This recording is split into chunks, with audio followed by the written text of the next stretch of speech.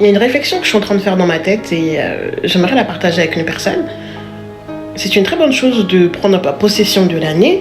C'est une très bonne chose de se consacrer à Dieu parce que, j'aime le dire, il est impossible de s'approcher du Seigneur, de le chercher et de ne pas le trouver parce que il s'approche et il vient à la rencontre de tous ceux qui le cherchent. La Bible est d'ailleurs en train de dire qu'il est le rémunérateur de ceux qui le cherchent.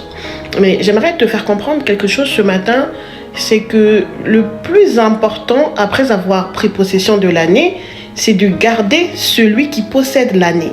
Pourquoi je suis en train de dire ça?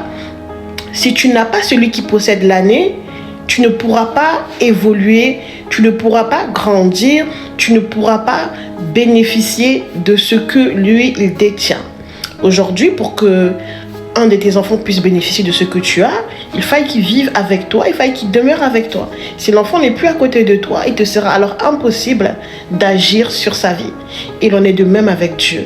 Reste fidèle à Dieu dans cette année 2026. Oui, c'est vraiment la pensée de Dieu et je le sens clairement dans mon esprit.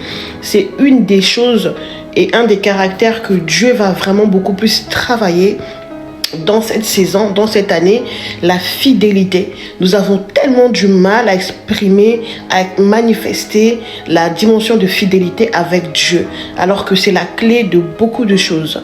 L'important n'est pas la quantité, mais la qualité de ce que tu es en train de faire avec Dieu. Que Dieu te bénisse. Tu n'es pas en retard, tu es dans le temps de Dieu.